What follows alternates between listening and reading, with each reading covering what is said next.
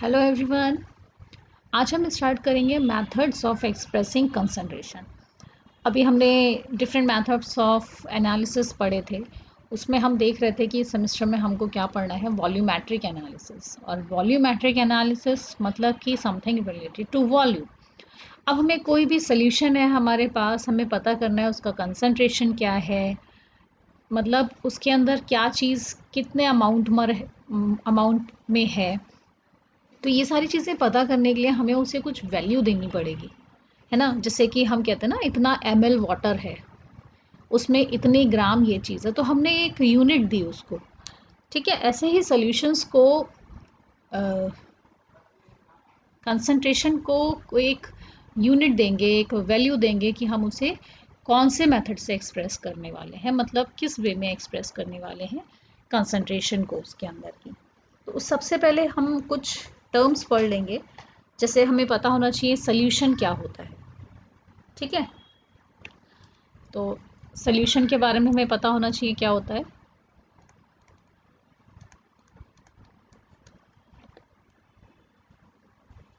तो अगर प्योरली हम डेफिनेशन की बात करें तो it is a homogeneous mixture composed of two or more substances. ठीक है, in such mixture a solute is dissolved in another substance known as solvent। तो सॉल्यूट जो होगा वो डिज़ोल्व होगा किसके अंदर, सॉल्वेंट के अंदर होगा। अब एक सॉल्यूट भी हो सकता है और कई सॉल्यूट भी हो सकते हैं। ठीक है, दो तीन सॉल्यूट्स हैं और उनका मिक्सचर है और उसे सॉल्वेंट में डिज़ोल्व करा जा रहा है, तो एक होमोजेनियस मिक्सचर बनेगा, उसको हम सॉल्यूशन कहते हैं।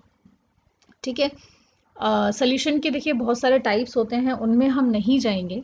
हमारा पर्पस सिर्फ इतना है बिकॉज़ अभी हमें इस सॉल्यूशन, अब हमें पता लगाना है कि इस सॉल्यूशन के अंदर जो हमने सॉल्यूट डाला उसको हम एक्सप्रेस कैसे करेंगे, मतलब उसका अमाउंट कैसे बताएंगे कि इतना ग्राम इन इतने ml है, या फिर इतना मोलर सॉल्यूशन है, या फिर इतनी नॉर्मेलिटी है। तो ये कुछ मेथड्स हैं जिनके थ्रू हम इसके कंसंट्रेशन को बता सकते हैं। आप कंसंट्रेशन को बता सकते हैं, लेकिन उससे पहले आपको क्या पता होना चाहिए, कंसंट्रेशन क्या चीज़ है। तो कंसंट्रेशन हम कहते हैं कितना अमाउंट सॉल्यूट का प्रेजेंट है किसी मिक्सचर के अंदर, किसी सॉल्यूशन के अंदर। जनरली इसे सॉल्यूशन के अंदर ही हम कहेंगे, होमोजेनियस मिक्सचर जो हम बना रहे हैं उसी की बात करेंगे कि कितना अमाउंट प्रेजेंट है, दैट इज कॉल्ड कंसंट्रेशन। और एक टर्म आप बार बार सुनोगे अभी आगे, उसको भी यहीं क्लियर कर लेते हैं, स्टैंडर्ड सोल्यूशन। ये हमने सोल्यूशन की बात की, अब हम कहेंगे standard solution. Standard solution, standard solution का मतलब हो जाता है ऐसा सोल्यूशन, जैसे ही हम सोल्यूशन बोल रहे थे ना, ऐसा सोल्यूशन जिसमें हमें पता हो कि उसका कितना कंसंट्रेशन है। ठीक है, ऐसा सोल्यूशन जिसका हमें कंसंट्रेशन पता हो, राइट। तो दोनों चीज़ें इसमें आ गई। तो solution of known concentration is standard solution. Solution को मैं ऐसे लिख सकती हूँ, solution of known concentration is known as standard solution, right। तो हमारा पहला पॉइंट है, मतलब पहला मेथड हम देखेंगे परसेंट कंसंट्रेशन। ठीक है, जैसे एग्जाम में हमारे मार्क्स होते हैं ना कि 100 में से मान लीजिए कितने भी हैं, 90 मार्क्स हैं, 99 मार्क्स हैं, व्हाटएवर। तो आप इसकी परसेंटेज कैसे निकालते हो, कितने आपने ऑब्टेन किए कितने में से।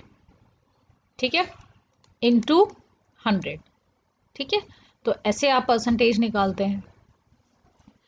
इसी तरीके से जब हम सॉल्यूशन की बात कर रहे हैं, ठीक है, तो उसके अंदर सॉल्यूट डिसॉल्व है। अब सॉल्यूशन और सॉल्यूट को किस फॉर्म में लिया गया है, तो इसको हम परसेंटेज के फॉर्म में देखेंगे। जैसे कि फॉर एग्जांपल पहला इसका एक पॉइंट हो जाता है परसेंटेज वेट बाय वेट। ठीक है, घबराना नहीं है बिल्कुल, क्या आ गया ये ध्यान से देखेंगे। जब कोई सॉल्यूट किसी सॉल्वेंट में वेट बाय वेट रेशियो में डिसॉल्व है, यानी कि यहाँ पर हम क्या कर रहे हैं, मास ऑफ सॉल्यूट लेके उसको मास ऑफ सॉल्यूशन, ठीक है, इनटू 100, यानी कि टोटल सॉल्यूशन का जो मास होगा, ठीक है, जो भी आपका सॉल्यूशन बना जिसमें आपने सॉल्यूट को डिसॉल्व कर रखा है और सॉल्यूशन के अंदर, तो total mass of the solution में से मास ऑफ द सॉल्यूट आपको निकालना है, ठीक है, मतलब कितना है। तो वो जो रेशियो होगा उसको इनटू 100 करेंगे, तब हमें मिलेगा परसेंटेज वेट बाय वेट, यानी कितने सॉल्यूशन में, ये वाला जो नीचे वाला वेट आ रहा है इसका मतलब हुआ कितने सॉल्यूशन में कितना मास ऑफ सॉल्यूट प्रेजेंट है, ठीक है। इसको भी आपने देखिए मास है, इसको भी केजी लेंगे या ग्राम लेंगे, तो इसको भी केजी और ग्राम में लेंगे, तो ये दोनों चीज़ वेट बाय वेट में इस चीज़ का ध्यान रखना है, ठीक हो गया। सेकेंड अगर हम बात करते हैं परसेंटेज वेट, वेट नहीं लेते हैं, चलो अभी वॉल्यूम बाय वॉल्यूम ही ले लेते हैं, वॉल्यूम बाय वॉल्यूम, ठीक है। तो यहाँ हो जाएगा volume of solute, volume of solute mixed in volume of solution, ठीक है, इनटू 100, मतलब कितना टोटल वॉल्यूम ऑफ सॉल्यूशन है और किसी पर्टिकुलर जो हमारा सल्यूट है उसका कितना वॉल्यूम है। जैसे कि अभी हम आपसे सॉल्वेंट सिस्टम बनवाएंगे, ठीक है, फॉर एग्जांपल, तो मैं कहूँगी उसमें आप टोटल आपको जो बनाना है 10 ml बनाना है फॉर एग्जांपल, फिर मैं कहूँगी इसमें हमने टोटल हमारा जो है सॉल्यूशन जो है, सॉल्यूशन का जो वॉल्यूम है वो 10 ml है, आप इसमें 2 ml क्या करिए मिथेनॉल डाल दीजिए और 8 ml जो है वो वाटर डाल दीजिए।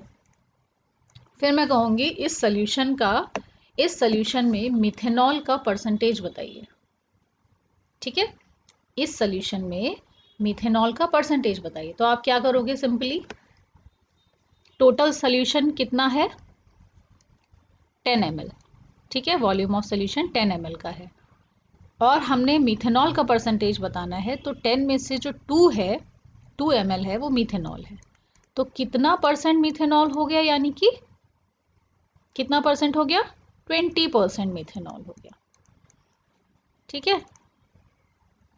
मतलब हमारा जो सॉल्यूशन बना है उसमें 20% मिथेनॉल है और क्या है 80% क्या है, वाटर है। ऐसे अगर हम वाटर के लिए निकालना चाहें यहाँ पर, तो 8 ml वाटर है 10 ml सॉल्यूशन में, तो कितना परसेंट हो गया, 80% वाटर है, ठीक है। तो ये मैंने आपको कोई सोल्यूशन दिया 10 ml का और मैंने कहा इसमें 2 ml मिथेनॉल और 8 ml वाटर है, तो आप बता दोगे कितना परसेंट क्या चीज़ है, राइट। तो ये इसका एग्जाम्पल हो गया। नेक्स्ट, ये वॉल्यूम और वॉल्यूम की बात है, ठीक है, वॉल्यूम परसेंटेज की बात हो रही है, ml है दोनों, ऊपर नीचे दोनों तरफ ml और ml में ही है, ठीक है। नेक्स्ट हमारा आता है परसेंटेज वेट बाय वॉल्यूम। ये बहुत ही वाइडली यूज़ करते हैं हम लोग, क्योंकि ज़्यादातर हम लोग क्या करते हैं, सॉलिड को डिसॉल्व करते हैं सॉल्यूशन के अंदर, तो हम क्या करते हैं, यहाँ पर वेट है ऊपर और वॉल्यूम है नीचे, यानी कि मास ऑफ सॉल्यूट, यहाँ देखिए वेट की बात हो रही है ना, तो मास ऑफ सॉल्यूट और वॉल्यूम ऑफ सॉल्यूशन, ठीक है,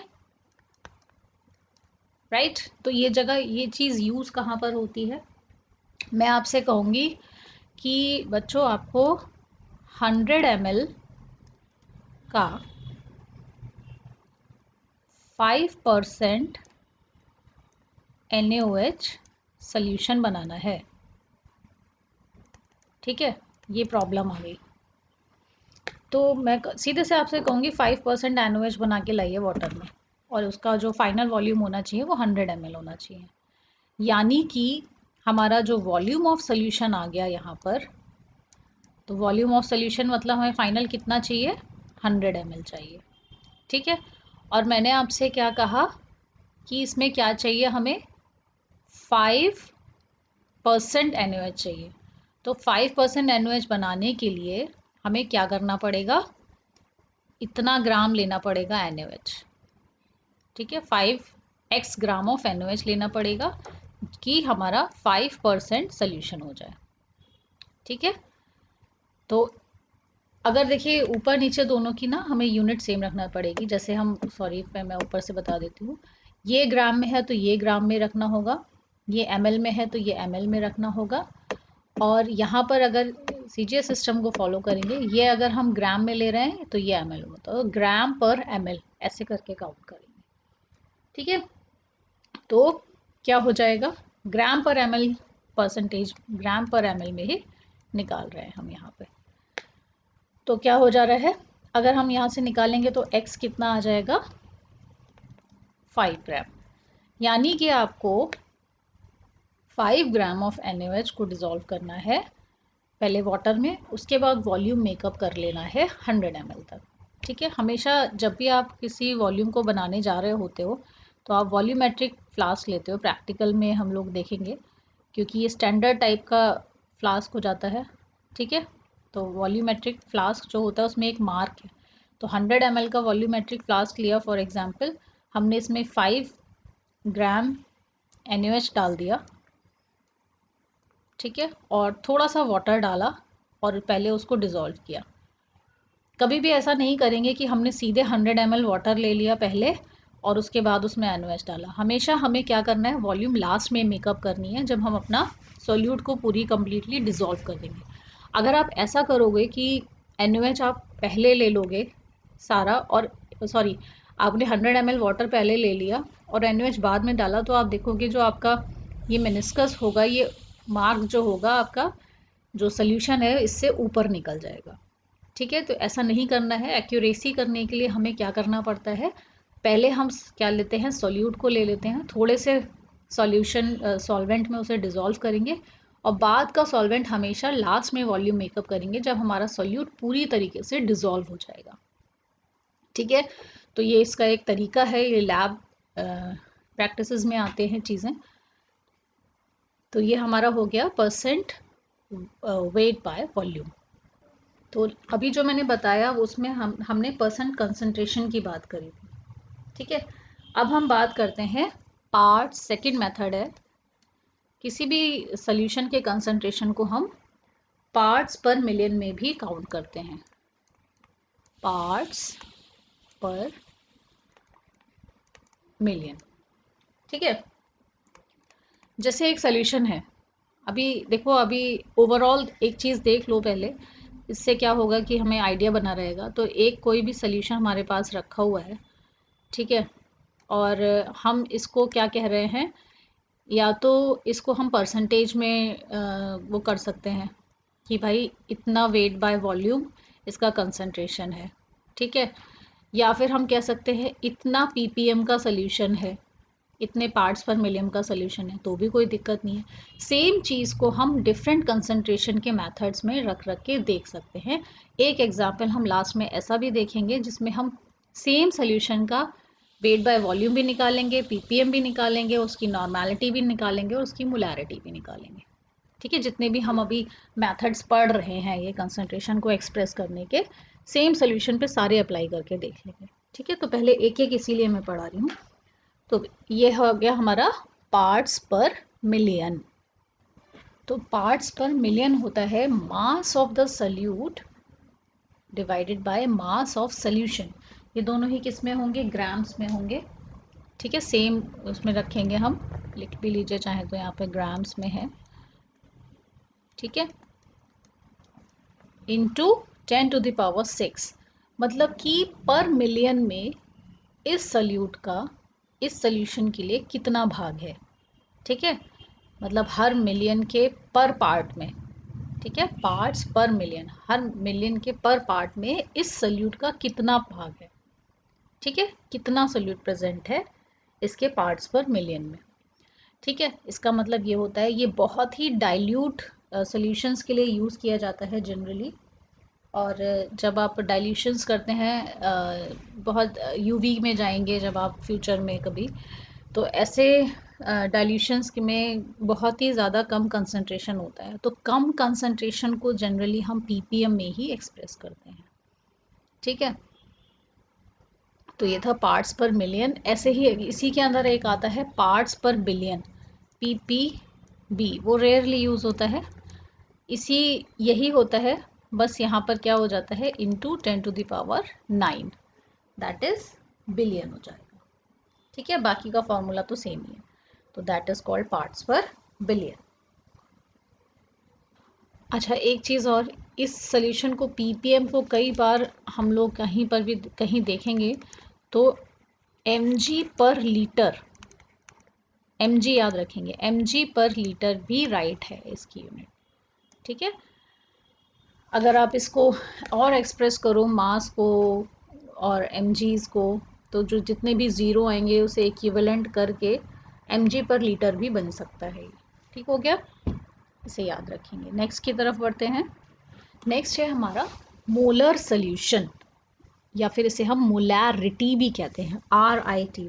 ठीक है, अभी मैं इसलिए इस पे एम्फेसाइज कर रही हूँ, जब भी मैं मोलैरिटी पढ़ाऊंगी आपको, ठीक है, एक टर्म आएगा अभी मोलैरिटी, और ये है मोलैरिटी। ठीक है, तो ये RITY है। तो मोलैरिटी का मतलब होता है कितने moles of, sorry, 1 mole of solute present in 1 liter of solution। ठीक है, तो मोलर सोल्यूशन का मतलब हो गया, it is one that contains 1 mole of solute पर लीटर ऑफ सोल्यूशन। ठीक है, इसको इंडिकेट करते हैं कैपिटल M से, राइट। तो M इक्वल्स टू, इसका फॉर्मूला लिखते हैं, होता है moles, sorry mole, not moles, 1 mole of solute in 1 liter solution। ठीक है, अब मोल क्या होता है, अगर इसको लीटर ना लिख के ml में लिखना हो तो इसको और करके लिखेंगे 1000 ml, अगर ml में लिखना है तो। ठीक है, 1000 ml।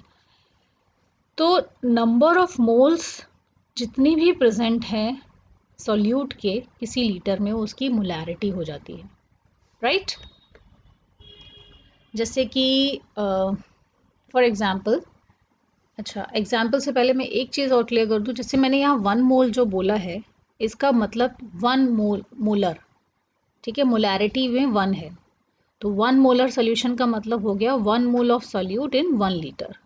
ठीक है, अगर आप ऐसे भी इसको लिखना चाहो, मोलैरिटी क्या होता है, तो नंबर ऑफ मोल्स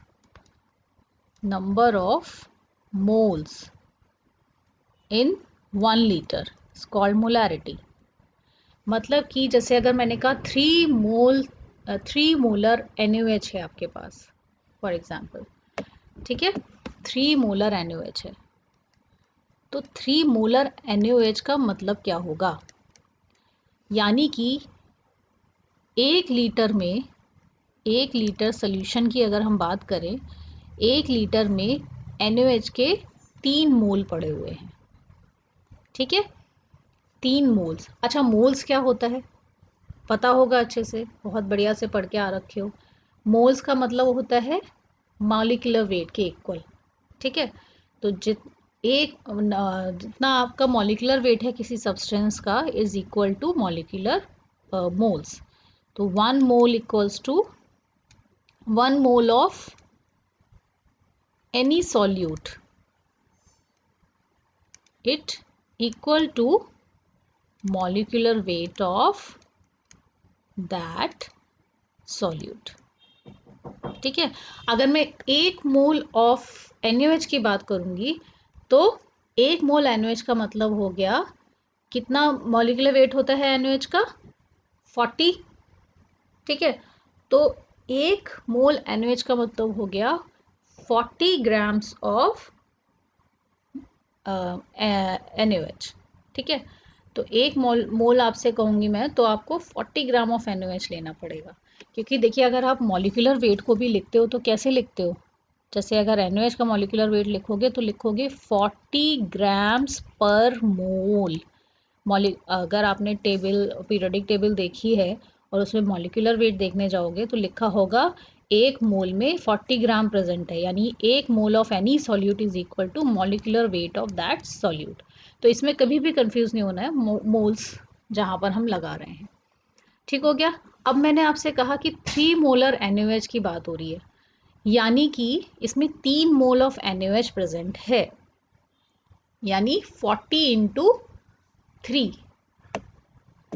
तो इसमें इसका मतलब 40 इंटू 3 120 ग्राम को हम 1 लीटर में लेंगे NaOH को, तब जाके हमारा 3 मोलर NaOH बनेगा। राइट, समझ में आ गया होगा ये? That is called molarity. अच्छा, एक यहाँ पर प्रॉब्लम आप ये ले सकते हैं। अगर मैं आपसे कहूँ कि सिंपल, बहुत ही सिंपल ही कहती हूँ कि 1 मोलर NaOH बना दो, लैब में जाके आपसे बोलते हैं, मैं बोलती हूँ कि 1 मोलर NaOH बना दीजिए, तो आप सिंपली क्या करोगे? 1 मोलर में कितना मॉलिक्यूलर वेट होता है, कितना ग्राम हमें लेना पड़ेगा?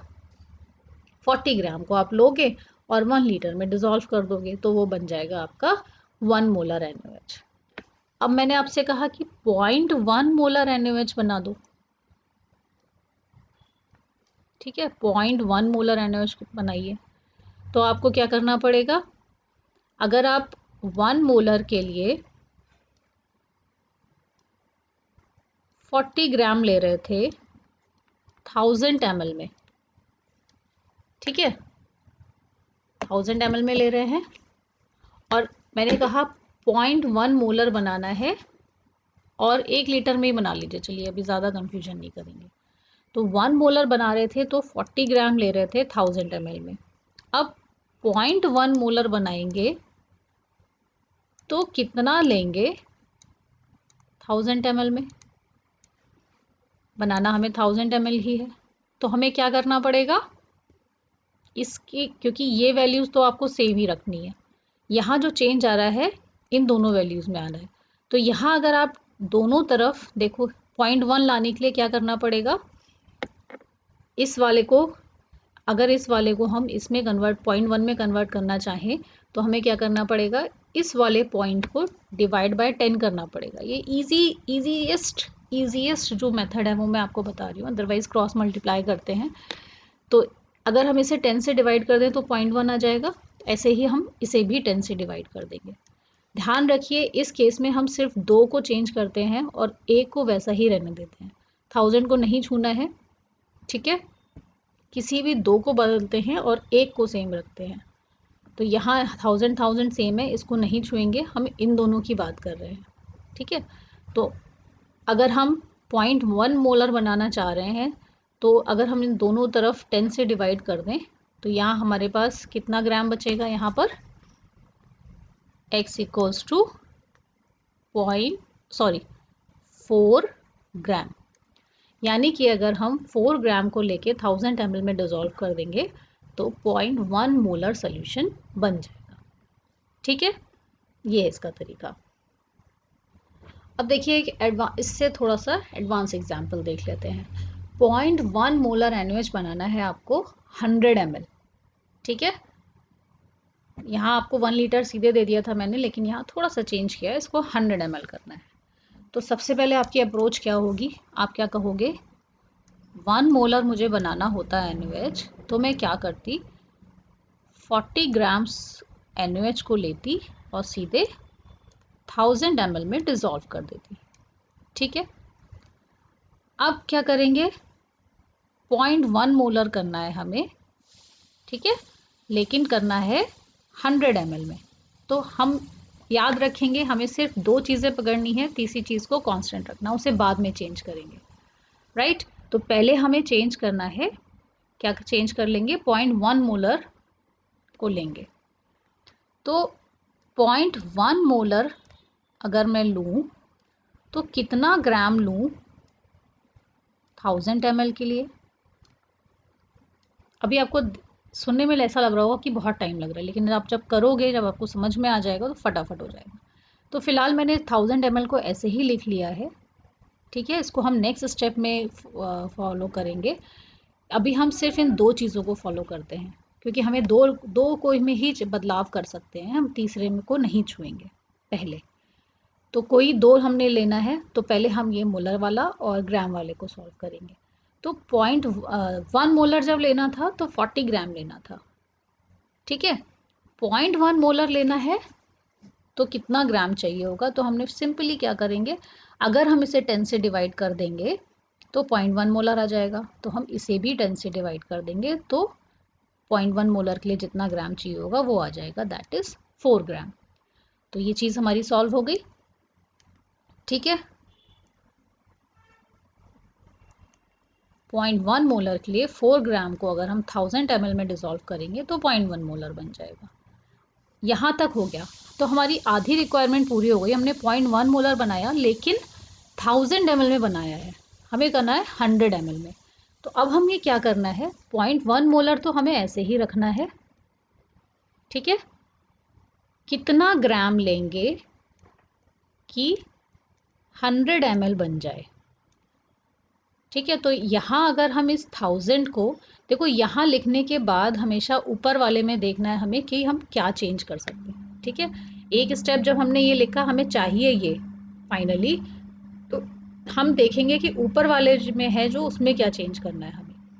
तो अगर हम ये देखेंगे कि 1.1 मोलर में 4 ग्राम लेके हम 1000 ml बना दे रहे थे, तो 0.1 मोलर को हमने सेम रख लिया यहाँ पर, ठीक है। कितना ग्राम लें कि 100 ml में बना दें, तो इस 100 ml को अचीव करने के लिए हम क्या कर सकते हैं, इस 1000 को क्या करेंगे, हम 10 से डिवाइड करेंगे, तो हमें इस 4 को भी 10 से डिवाइड करना पड़ेगा, राइट। अगर हम इस 1000 को 10 से डिवाइड कर देंगे तो देखिए हमें यहाँ पर 100 मिल जाएगा, ठीक है। ऐसे ही अगर इस 4 को 10 से डिवाइड करेंगे तो हमारे पास यहाँ आ जाएगा 0.4 ग्राम, ठीक है। तो पहले हमने इन दोनों को लिया था, इसे ऐसे ही छोड़ा था, ठीक है। पहले हमने इन दोनों को लिया, 1000 ऐसे ही छोड़ दिया था, फिर हमने 0.1 मोलर हमारा मिल गया, उसको ऐसे ही छोड़ दिया, और इन दोनों को चेंज करके यहाँ पर हमने ग्राम्स निकाल लिए 1000 ml के लिए कितना होगा। तो मैं अगर आपसे बोलूँ कि 0.1 मोलर NaOH बनाना है 100 ml, तो आप सबसे पहले फ्लास्क में क्या करोगे, एक वॉल्यूमेट्रिक फ्लास्क लोगे, ठीक है, जिसमें 100 ml मार्क होगा। फिर उसके बाद आप ये कैलकुलेशन तो कर ही रखी होगी आपने, तो क्या करोगे, 0.4 ग्राम NaOH को वे करोगे और इसमें ऐड करोगे। उसके बाद उसमें जो भी सोल्यूशन आपको बनाना है, इन वाटर लिखा है अगर, ठीक है, तो इसमें क्या करेंगे, पहले थोड़ा सा वाटर ऐड करेंगे, इसको डिज़ोल्व कर लेंगे 0.4 ग्राम को, उसके बाद उसका वॉल्यूम मेकअप कर लेंगे 100 ml तक, ठीक हो गया। इस तरह से ये करते हैं। अच्छा, मैं चाहती तो आपको सारी कैलकुलेशंस एक ही बार में बता देती, बट ये इतना इम्पॉर्टेंट होता है कि आपको हर लैब में शायद ये कैलकुलेशंस करनी पड़ेंगी, इसलिए हम वन बाय वन ही इसको लेकर चलेंगे। तो आज मैंने आपको मोलैरिटी बताया है, पार्ट्स पर मिलियन बताया है, और आपको बताया है मैंने परसेंटेज। तो परसेंटेज कंसंट्रेशन सिंपल होता है बहुत ही, तो आप इजीली कर लेते हो, इसलिए बता दिया आपको साथ में। पार्ट्स पर मिलियन भी बहुत आगे जाके यूज़ होगा, तो इसको समझने के लिए आपके पास और भी टाइम है। और मोलर सोल्यूशन जो है, इसे आपको बहुत ध्यान से पढ़ना है इस सेमेस्टर में, बिकॉज पढ़ना तो सभी कुछ ध्यान से है, बट ये आपको आना चाहिए, दैट इज़ मोलर सोल्यूशन, और आगे जो मैं बताऊंगी, ठीक है। तो आज हम मोलैरिटी तक ही इसको कवर करते हैं, नेक्स्ट लेक्चर में हम molality and normality and all उसको डिस्कस करेंगे। तब तक के लिए इसकी जो प्रॉब्लम्स हैं, अगर आपको अपने मन से बनाइए कि कोई भी आप मॉलिक्यूलर वेट लीजिए, किसी भी सल्यूट को लीजिए और उसका अपने मन से कहिए कि मैं 0.3 मोलर सोल्यूशन बनाने की कोशिश करता हूँ 50 ml, तो मैं कैसे बनाऊँगा। ठीक है, अगर नहीं आता है समझ में अपनी तरफ से जो प्रॉब्लम बनाई है तो आप पूछिए। एक प्रॉब्लम मैं दे देती हूँ, इसे को आप सॉल्व करिए और कमेंट बॉक्स में इसका आंसर लिखिएगा। ठीक है, ये आपके पास प्रॉब्लम है, how to prepare 0.1 molar NaOH 50 ml बनाना है फाइनल सोल्यूशन। फाइनल सोल्यूशन जो है 50 ml बनाना है, 0.1 मोलर NaOH बनाना है और जो कि वाटर में बनाएंगे। तो ये जो फ्लास्क है, ठीक है, 50 ml का है। आप कमेंट बॉक्स में लिखोगे कि कितना ग्राम हमें इसमें NaOH ऐड करना होगा। ठीक है, तो ये आपके लिए एक टास्क है। मिलते हैं नेक्स्ट लेक्चर में आपके इस आंसर के साथ और आपके सॉल्यूशंस के साथ। तब तक के लिए बाय, ऑल द बेस्ट।